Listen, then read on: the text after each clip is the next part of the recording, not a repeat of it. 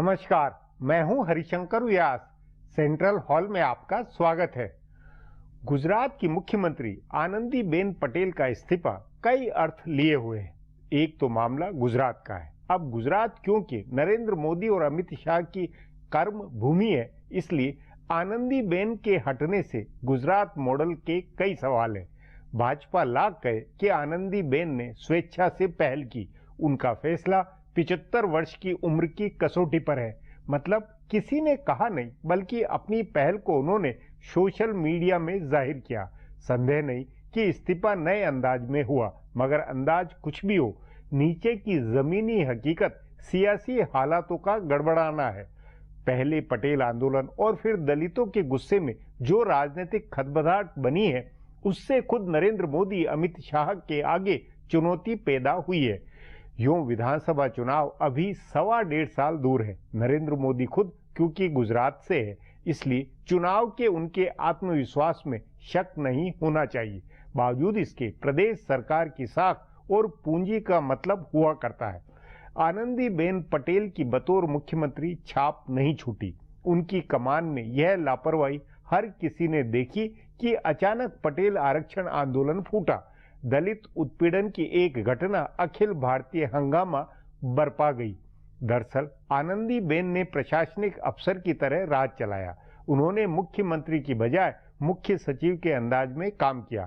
जब ऐसा होता है तो न राजनीति सधेगी, न प्रचार होगा और न विरोधियों के प्रति चुस्ती बढ़ती जा सकेगी। गुजरात ने 2 साल में नरेंद्र मोदी बनाम आनंदीबेन पटेल का जो फर्क बूझा है, वह राजनीति और राजकाज का नंबर 1 पाठ है। आज इस पर चर्चा है, मगर उससे पहले गपशप और खास सुर्खियां है। शुरुआत सियासी गपशप से करते हैं।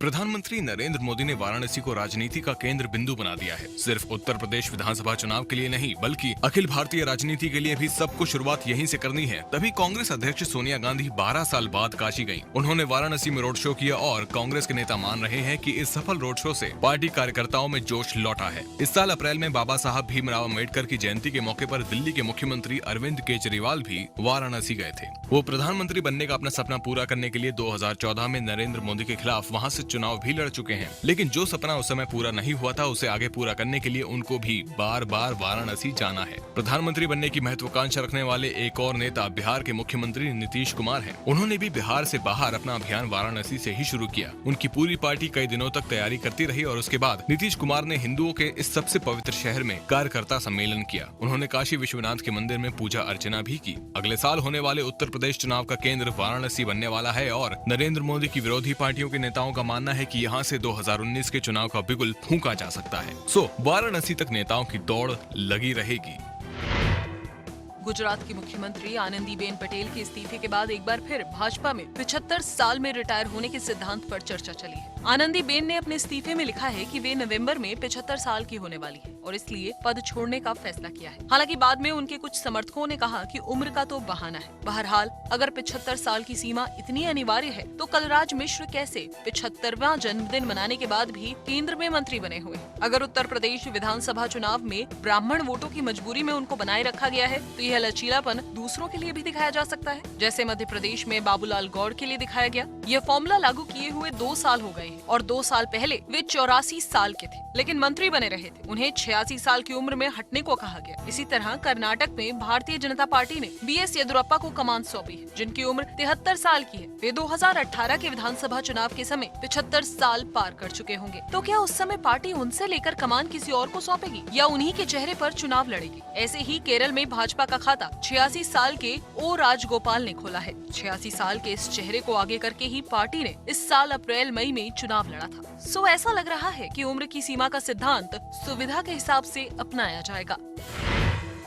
गुजरात की मुख्यमंत्री आनंदीबेन पटेल का इस्तीफा पार्टी आलाकमान के लिए भी चौंकाने वाला था। भाजपा के जानकार सूत्रों के मुताबिक उनको इस्तीफे के लिए कहा गया था, लेकिन ये माना जा रहा था कि वो नवंबर तक इस्तीफा देंगी। वो नवंबर में 75 साल की उम्र पूरी कर रही हैं, इसलिए उसी के आसपास उनके इस्तीफा देने की संभावना थी। लेकिन उन्होंने अचानक पद छोड़ने का फैसला करके सबको चौंका दिया। बताया जा रहा है कि पार्टी आलाकमान को इसका अंदाजा नहीं था, तभी उनकी जगह लेने के लिए नए नेता के नाम का फैसला पहले से नहीं हो पाया था। अगर आलाकमान से राय मशविरा करके आनंदीबेन पटेल इस्तीफा देती तो पहले से नाम तय होता और इस्तीफे के तुरंत बाद नए विधायक को नेता चुनकर उसकी शपथ करा दी जाती, लेकिन ऐसा नहीं हुआ है। आनंदीबेन के अचानक इस्तीफा देने से भाजपा और संघ दोनों में भागदौड़ रही। अमित शाह ने पार्टी के तमाम प्रदेश नेताओं से सलाह मशविरा किया। प्रदेश के प्रभारी दिनेश शर्मा को भी इस्तीफे का अंदाजा नहीं था।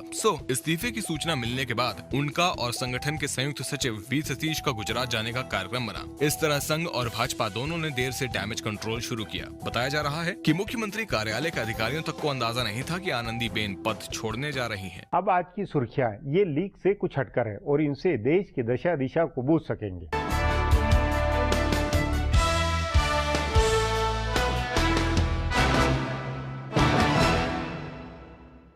भारतीय जनता पार्टी ने अपने राष्ट्रीय अध्यक्ष अमित शाह के गुजरात का मुख्यमंत्री बनने की अटकलों पर विराम लगा दिया है। आज प्रधानमंत्री नरेंद्र मोदी के सरकारी आवास 7 रेसकोर्स रोड पर पार्टी संसदीय बोर्ड की बैठक हुई, जिसमें मुख्यमंत्री पद से आनंदीबेन के इस्तीफे को स्वीकार कर लिया गया और ये तय हुआ कि गुजरात के विधायक अपना नया नेता चुनेंगे। संसदीय बोर्ड की बैठक में नए नेता का नाम तय नहीं हुआ, लेकिन ये स्पष्ट कर दिया गया कि अमित शाह गुजरात के सीएम नहीं होंगे, वे पार्टी अध्यक्ष बने रहेंगे। बैठक के बाद वेंकैया नायडू ने बताया कि पार्टी ने नितिन गडकरी और सरोज पांडे को पर्यवेक्षक बनाकर गुजरात भेजने का फैसला किया है। दोनों पर्यवेक्षक विधायकों की राय लेकर नए नेता का नाम तय करेंगे। विधायक दल की बैठक में अमित शाह भी हिस्सा लेंगे। नायडू ने कहा कि सबकी सलाह से मुख्यमंत्री का चुनाव होगा। जानकार सूत्रों के मुताबिक नितिन पटेल और विजय रूपानी का नाम संभावितों में सबसे ऊपर है।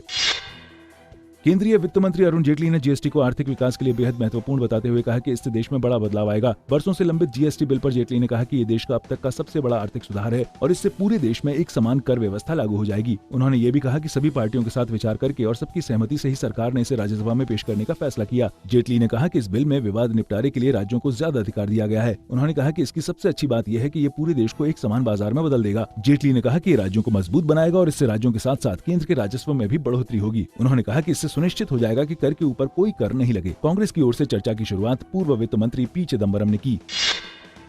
केंद्रीय गृह मंत्री राजनाथ सिंह को पाकिस्तान सरकार ने राष्ट्रपति जैसी सुरक्षा मुहैया कराई है। कल इस्लामाबाद में होने वाले सार्क देशों के गृह मंत्रियों के सम्मेलन में राजनाथ सिंह को हिस्सा लेना है, लेकिन पाकिस्तान के आतंकवादी संगठनों ने उनकी पाकिस्तान यात्रा को लेकर चेतावनी जारी की है। मुंबई हमले के मुख्य आरोपी हाफिज सईद के संगठन जमात-उद-दावा ने राजनाथ के खिलाफ प्रदर्शन की चेतावनी दी है। इसे देखते हुए उनके लिए जबरदस्त सुरक्षा व्यवस्था की गई है। बताया जा रहा है कि कल सार्क के मंत्रियों के सम्मेलन में राजनाथ सिंह आतंकवाद को बढ़ावा देने में पाकिस्तान की भूमिका के बारे में बोल सकते हैं। कश्मीर में हिजबुल के आतंकवादी बुरहान वानी के मारे जाने के बाद पाकिस्तान में उसे जिस तरह समर्थन मिला उसका मुद्दा उठाया जा सकता है। पाकिस्तान की ओर से होने वाली घुसपैठ का भी मामला वे उठा सकते हैं। भारत ने पहले ही साफ कर दिया है कि वे कोई दो पक्षीय बैठक नहीं करेंगे।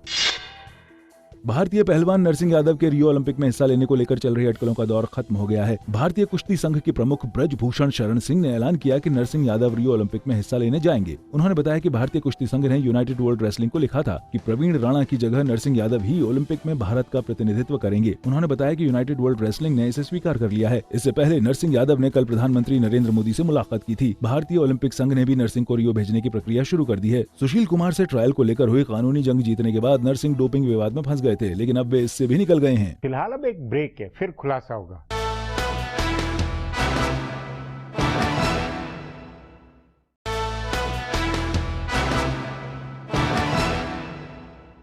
आनंदीबेन पटेल की कई खूबियां बताई गई। वे सख्त है, बेहूदगी बर्दाश्त नहीं करती, दरबार नहीं लगाती, सचिवालय में बैठकर खूब फाइलें निपटाती है। पर क्या ये खूबियां एक सख्त मुख्य सचिव की नहीं है? इन खूबियों में जनसंपर्क, प्रचार प्रसार और राजनीति के ग्रांड मास्टर होने के पहलू कहाँ हैं? तभी गुजरात में भाजपा की सियासी धमक घटी। इस पर आगे चर्चा करें, उससे पहले देखें मेरा ये खुलासा।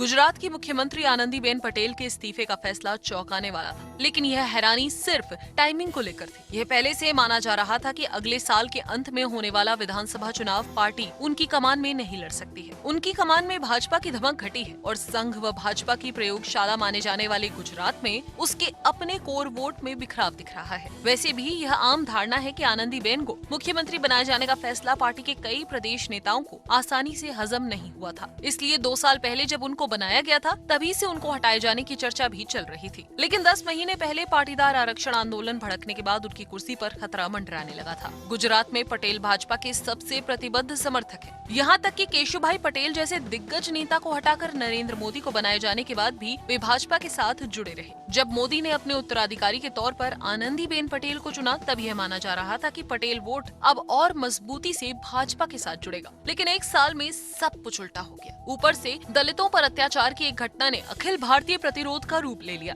मुख्यमंत्री रहते आनंदीबेन पटेल उस घटना पर हो रही राजनीति को नहीं भांप पाई और यह अंदाजा नहीं लगा पाई कि इसका क्या रूप हो सकता है। उनका खुफिया तंत्र यह नहीं बता पाया कि दलितों में गुस्सा कैसे खदबदा रहा है और वे किस तरह के आंदोलन की तैयारी कर रहे हैं। इसलिए मुख्यमंत्री को दलित संगठनों से बात करने, उन्हें समझाने और उनके आंदोलन की काट करने की तैयारी नहीं महसूस हुई। नतीजा ये हुआ कि करीब 30 दिन संगठनों से जुड़े हजारों लोग सड़कों पर उतरे और मुस्लिम संगठनों के साथ मिलकर प्रदर्शन किया। ये 2 घटनाएं ऐसी थी जिनकी भाजपा आलाकमान अनदेखी नहीं कर सकता था। भाजपा के आला नेताओं को लगने लगा था कि दलितों की इस नाराजगी का फायदा उठाकर कांग्रेस दलित, मुस्लिम, आदिवासी का समीकरण बना सकती है। ऊपर से अरविंद केजरीवाल की सक्रियता के कारण भी पार्टी नेताओं की चिंता बढ़ी है। पाटीदार आंदोलन के नेता हार्दिक पटेल अगर भाजपा का विरोध करते हैं और दलित मुस्लिम गोलबंदी बनती है तो भाजपा के लिए मुश्किल होगी। इसलिए बिना देरी किए आनंदीबेन के हाथ से कमान लेने का फैसला हुआ। आनंदीबेन के साथ असली मुश्किल यह थी कि वे एक नेता की तरह काम नहीं कर रही थी। किस तरह से सभी जातीय समूहों को एकजुट रखा जाए, विरोधियों को कैसे दूर रखा जाए और विरोधी पार्टियों को कैसे कोई मुद्दा हाथ नहीं लगने दिया जाए, इसके लिए उनका सिस्टम काम नहीं कर रहा था। वे रूटीन के अंदाज में फाइल निपटाने और प्रशासनिक कामकाज करती थी। इससे राजनीति नहीं सजती है। नरेंद्र मोदी और अमित शाह दोनों को इसका अंदाजा है कि अगर गुजरात की राजनीति नहीं सधी तो देश की राजनीति में मुश्किल आएगी। उनके लिए 2017 में गुजरात जीतना जीवन मरण की तरह है। इसलिए बात और बिगड़ने से पहले मुख्यमंत्री बदलने का फैसला किया गया। अब एक ब्रेक है, उसके बाद आनंदीबेन पटेल के इस्तीफे के मायने पर चर्चा करेंगे।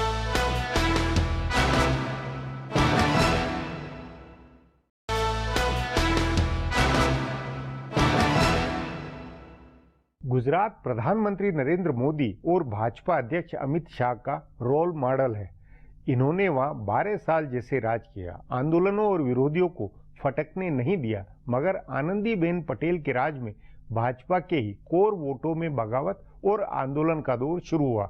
नतीजतन इन्हें फैसला लेना ही था। इस पर चर्चा के लिए आज मेरे साथ वरिष्ठ पत्रकार अशोक टंडन है।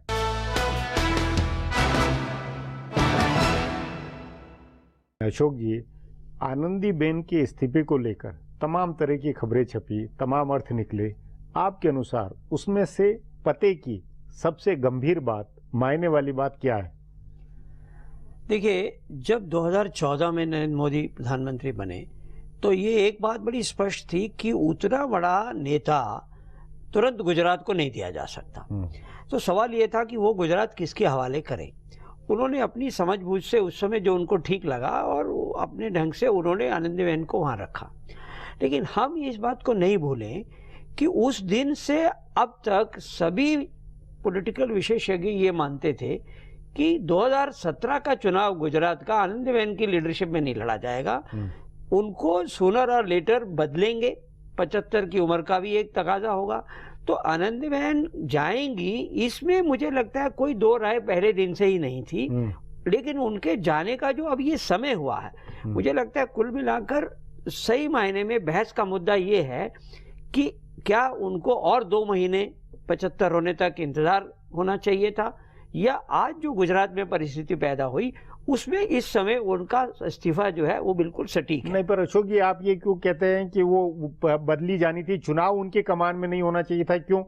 देखिए, ये बात पहले दिन से मैं मानता हूं कि दिल्ली के सब पॉलिटिकल पंडित ये जानते थे कि नरेंद्र मोदी ने आनंदीबेन के रूप में एक स्टॉप गैप अरेंजमेंट किया है। मतलब एक फिलर है वो? नहीं, उसका फिलर नहीं है, क्योंकि एक वैक्यूम क्रिएट हो गया। इतने बड़े नेता का दिल्ली में आने के बाद गुजरात में एक वैक्यूम क्रिएट हुआ बीजेपी के अंदर, उसको तुरंत उतने बड़े नेता के थ्रू तो भरा नहीं जा सकता था। लेकिन गुजरात की पूरी स्थिति को देखते हुए मेरा मानना है कि नरेंद्र मोदी ये समझते थे कि 2017 का चुनाव भी उनके नाम पर, तब तक उनकी जो शख्सियत बन जाएगी उसके नाम पर वो उस चुनाव को जीत पाएंगे।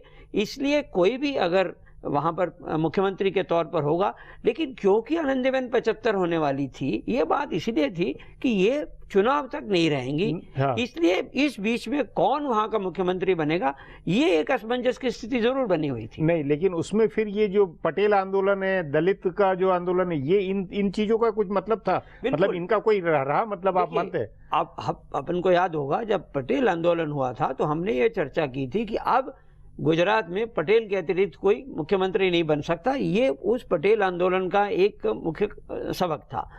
आज ये स्थिति पैदा हो गई है कि भाई आज उनको इसलिए भी हटना पड़ा कि पटेल आंदोलन के बाद अभी जो दलित आंदोलन हुआ है, इससे स्थिति कहीं और न बिगड़े। चुनाव 1 साल 1.25 साल दूर हैं, तो क्यों ना उस बदलाव को अभी कर लिया जाए। तो मैं समझता हूं कि ये एक राजनीतिक सूझबूझ का एक उदाहरण है कि चाहे वो नरेंद्र मोदी ने मांगा है इस्तीफा या उन्होंने स्वयं दिया, इसमें कोई अंतर नहीं है। क्योंकि आनंदीबेन भी अपनी मर्जी से ये उन्होंने ऑफर जरूर किया है, लेकिन कुल मिलाकर आज भी गुजरात की राजनीतिक स्थिति पर नरेंद्र मोदी की पकड़ है।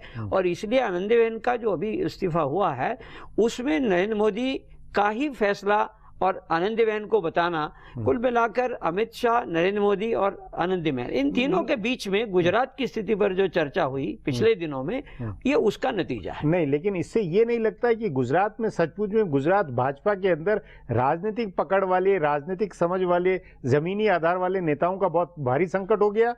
देखिए, जब कोई एक बहुत बड़ा नेता 3-3 टर्म तक गुजरात का मुख्यमंत्री रहता है तो स्वाभाविक तौर पर उसका विकल्प तुरंत नहीं तैयार हो सकता। लेकिन आज भी गुजरात में नहीं, पर अब आपके अनुसार कि उस खालीपन के अंदर आगे चुनाव तक उसकी भरपाई हो सकेगी? क्योंकि अगर मई के अंदर अगर वो फैसला करते 2014 में, तो अभी तक बहुत चीजें बन चुकी होती। देखिए, उन परिस्थितियों में जब आनंदीबेन बनाई गई थी तो सबको लगता था स्वाभाविक तौर पर वही नरेंद्र मोदी की एक सक्सेसर बनती है।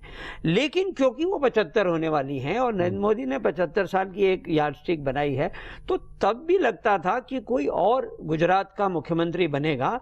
केवल चर्चा इस बात की थी कि वो कब बनेगा। बुनियादी तौर पर गुजरात की जनता क्या ये फील नहीं कर रही होगी कि 12 साल नरेंद्र मोदी ने जो नेतृत्व दिया और पिछले 2 साल में जो नेतृत्व हुआ, इसमें जो जमीन आसमां का फर्क है, इसका खराब असर नहीं होगा भाजपा की सेहत पर? ये बहुत स्वाभाविक है। हाँ। कि अगर एक बहुत बड़ा सक्षम नेता 12 साल वहां राज कर गया तो उतने लेवल का तो नेता तुरंत आएगा नहीं। लेकिन हम इस बात को नहीं भूलें कि आज गुजरात की जनता इस बात को एहसास करती है कि उनका पूर्व का मुख्यमंत्री आज देश का प्रधानमंत्री है। तो इस बात की जो गुजरात अस्मिता है, उसको नरेंद्र मोदी प्रधानमंत्री के नाते जब अपील करेंगे गुजरात के चुनाव में, उसका असर बहुत हद तक रहने वाला है।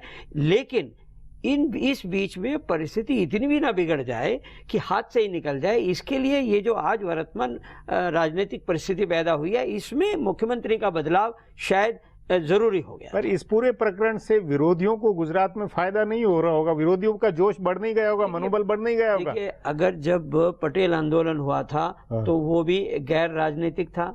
अभी जो दलित आंदोलन हो रहा है वो भी गैर राजनीतिक है। उस पर राजनीति बहुत पक गई है वहाँ। पकने दीजिए। लेकिन कांग्रेस की स्थिति गुजरात में इस समय इतनी कमजोर है, उनके पास नेतृत्व की कमी है, जिसके चलते कोई भी मुख्यमंत्री जिसको नरेंद्र मोदी बनाएंगे। यही संकट अब गुजरात में बीजेपी का कि कांग्रेस के अंदर भी नेतृत्व की कमी है, अच्छा चेहरा नहीं है। वही संकट अब बीजेपी में भी वहां हो गया कि प्रदेश स्तर पर कोई चेहरा प्रभावी नहीं है। लेकिन हम इस बात को नहीं भूलें कि गुजरात का बड़ा नेता दिल्ली में बैठा, वो भले है, लेकिन राज तो वहां का रोजमर्रा के राज का तो महसूस हो गया कि भाई कोई यही नहीं लीडरशिप नहीं। देखिए, गुजरात में जो भी लीडर उभर कर आएगा वो गुजरात की राजनीति से परिचित होगा। लेकिन वोट लेते समय, वोट के समय 17 में नरेंद्र मोदी का जो एक व्यक्तित्व है वो गुजरात के चुनाव पर छाप छोड़ेगा। अशोक जी, बातचीत को यहीं समाप्त करेंगे। प्रोग्राम में आने के लिए बहुत बहुत धन्यवाद। हमारा प्रोग्राम अब यहीं खत्म होता है। आग्रह है प्रोग्राम पर अपनी राय hsvyas@nayaindia.com पर ईमेल करके बताएं या संदेश व्यास